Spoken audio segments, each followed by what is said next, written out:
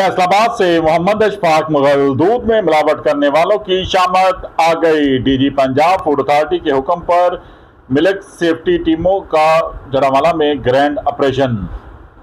26 milk shop में मौजूद 4000 litre से जायद दूध की चेकिंग। जड़ावाला में अली अल सुबह नाकाबंदी के दौरान 121 दूध बरदार गाड़ियों की चेकिंग।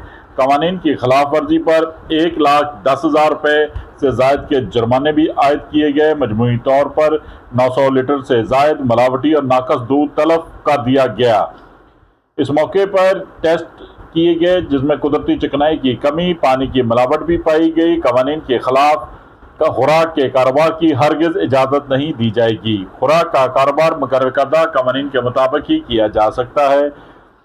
म्यारी दूध की फराहमी के लिए हमा वक्त नाकाबंदियां और चेकिंग जारी है। शहरी खुराक के हवाले से किसी भी किस्म की शिकायत की सूरत में 1223 पर इतला दें।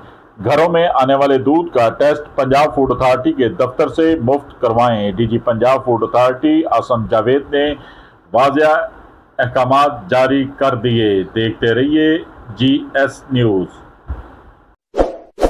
इस वीडियो को लाइक करें, हमारे चैनल को सब्सक्राइब कर बेल आइकन जरूर प्रेस करें।